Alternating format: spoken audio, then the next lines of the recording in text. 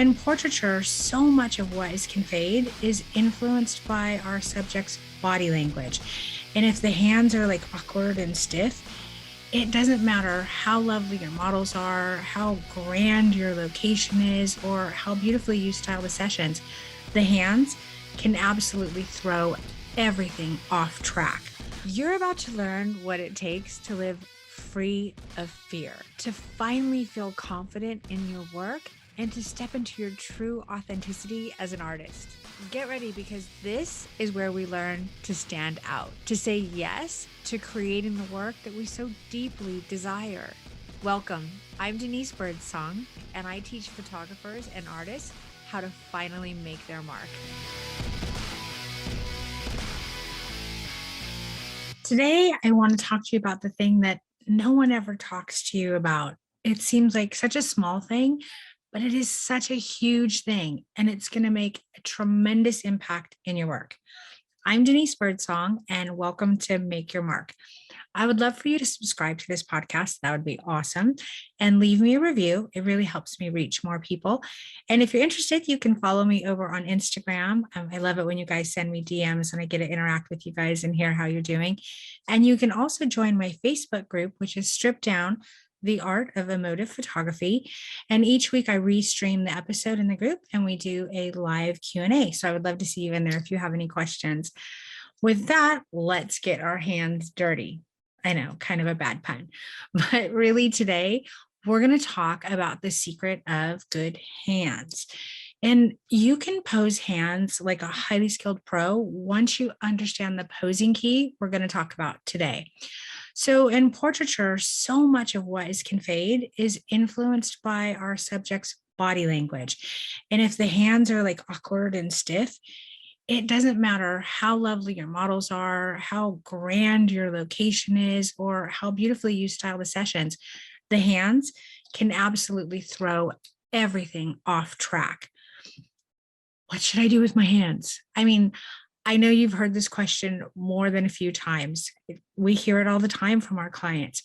And just like most photographers, you likely don't put a lot of intention into hands. And not because you're careless, but basically because you're not sure how to direct hands of your subject in a meaningful way. And you're not alone. It is a real issue that many artists, not just photographers, but artists deal with.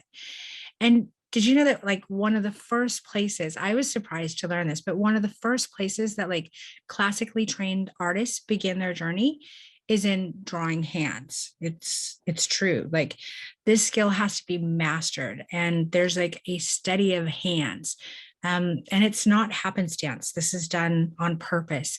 It's a really methodical way of learning to be an artist who creates natural, beautiful, and really emotive work. You got to be able to nail the hands, whether you're shooting, whether you're drawing, whether you're painting.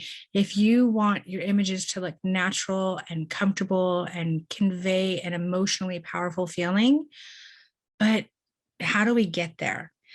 That's the problem. So a lot of hesitant photographers really don't know.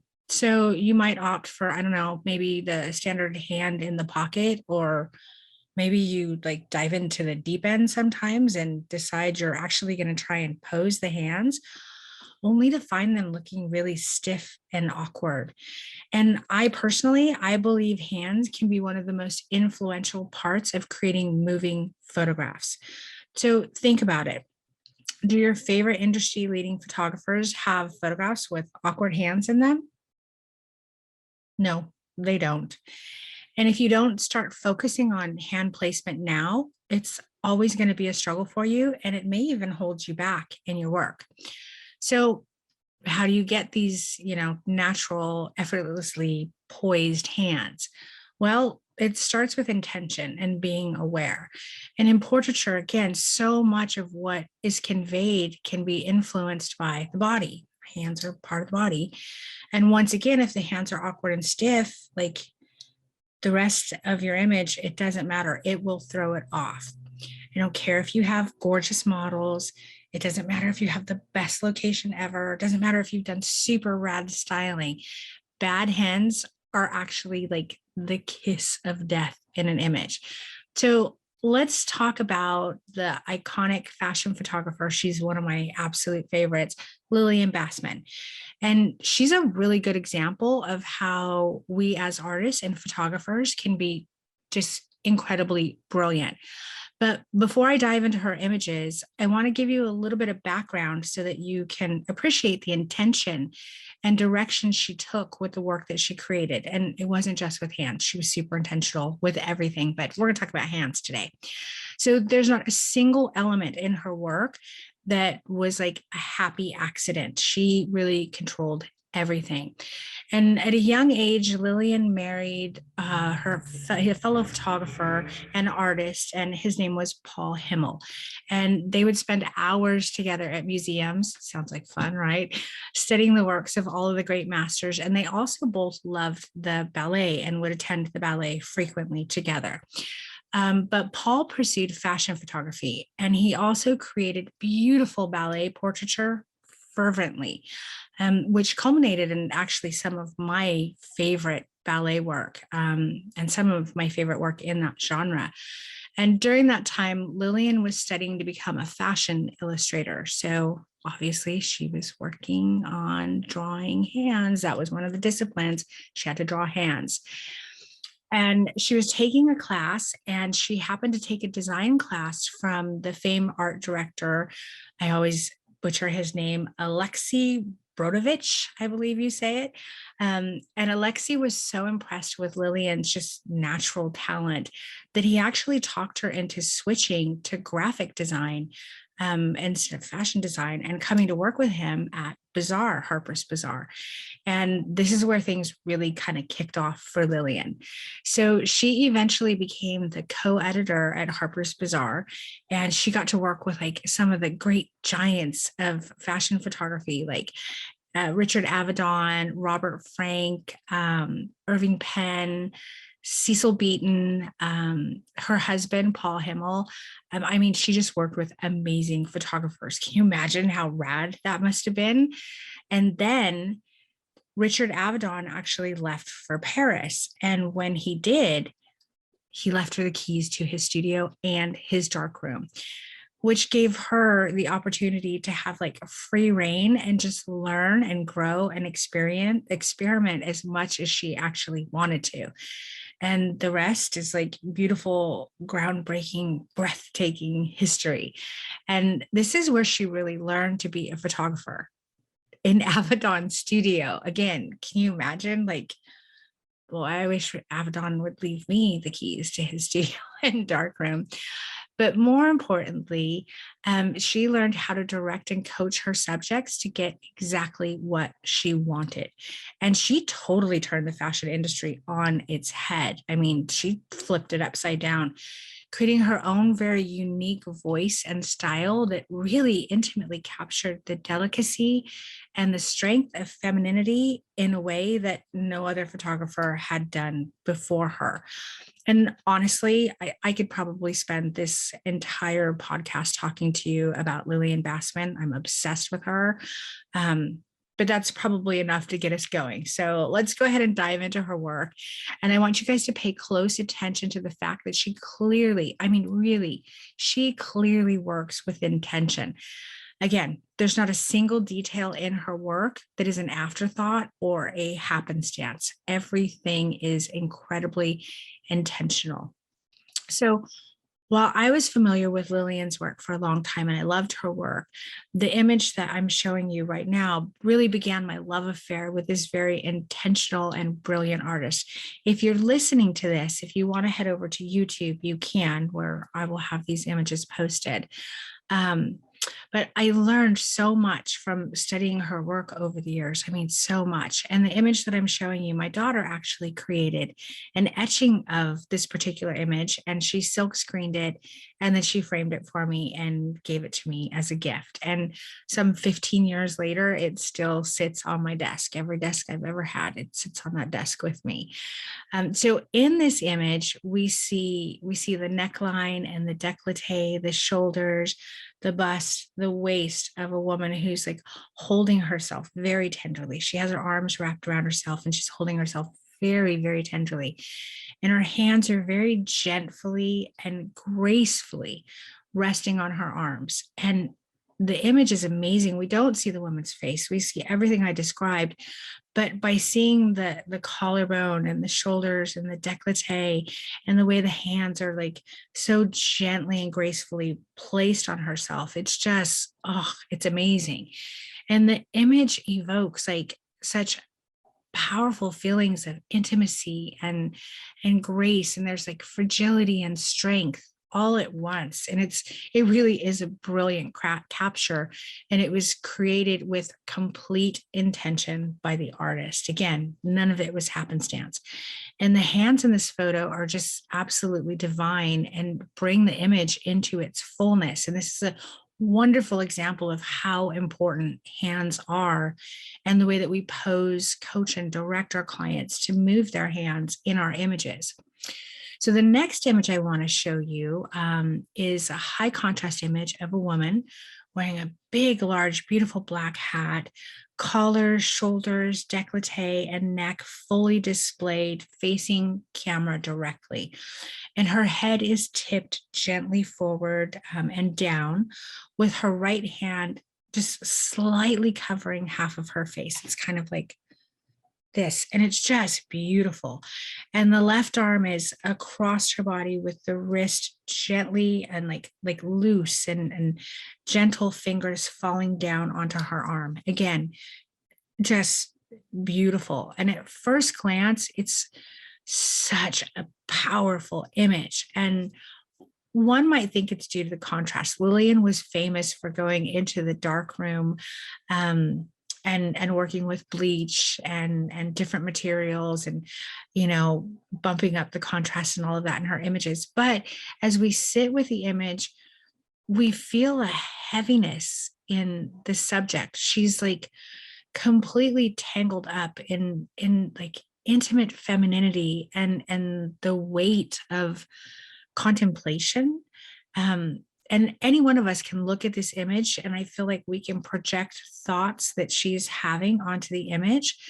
But the one thing we see for certain is the delicate nature of the subject, and we feel the heaviness right alongside it. This is exactly how we should be capturing images. The hands are on full display, and beautifully so. And I would argue that the main character attribute that is helping to create this like powerful pose and feel in this capture, again, it's the hands. And if we were to simply take the hands down and remove them from the frame, it would really leave us feeling unsure of her state and what it was we were viewing. So again, none of this simply just happened. Lillian really did work with intention, and posing every single detail of her work, creating what she wanted to convey with intention and precision. She was brilliant. The problem is not so much that you need to direct hands with intention and precision, but instead you need to direct your entire subject with intention and precision. Hands are part of it. We need to get them down, but we need to be able to direct our subject completely. And when you can do that, then the hands start to get a little bit more natural, and they fall into place with a little bit more of an effortless feel. The secret to that is that when you're directing and coaching your clients like that, they start to relax and they start losing the tension from their hands. So let me ask you, do you really want to keep thinking of hands as an afterthought, or not even thinking of them at all? Do you want to keep struggling with images that get completely ruined by awkward, stiff hands while you're calling? You're like, oh, why didn't I see that hand? Or do you want to create powerful images with intention, like leading recognized photographers of our industry and throughout the art world? Before we can begin to give hands a job, though, and make them look natural, we need to first articulate our vision to our subjects.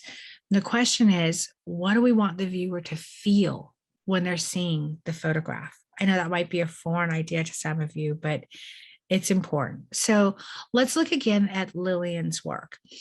So I'm There are several images going up right now. Again, if you haven't gone to the YouTube channel, I would highly suggest that you do so. And each photograph elicits a reaction with the viewer. And I'm going to describe the photographs for you, for those of you who are listening. And again, remember, you can always join me on YouTube, but I want you to feel, I want you to kind of recognize what is it that you're feeling. So in this image, our subject is facing the left-hand side of the frame, looking over her shoulder at us. Her right arm is wrapped loosely around her body. Her left hand is confidently under her chin, and she holds your attention with a really direct and knowing eye contact. And it's incredibly confident, right? Like, don't you feel all that confidence? It's so beautiful. And before Lillian created this image, she knew assuredness, confidence that was delicate yet powerful was what she was looking to express. And she understood what body language was needed by the subject. And then she articulated it to them and executed her vision, with the results being nothing short of phenomenal. It's such an iconic, beautiful photograph. And as you move through this week, I want you to start looking at the hands that you see in photographs as you're scrolling through Instagram or you're on Facebook or Pinterest or any photographs you see. I want you to pay attention to the hands and the image. And I want you to think about, what are you feeling when you look at that photo? And did the hands support that feeling? And what were they doing to elicit such an emotion from you?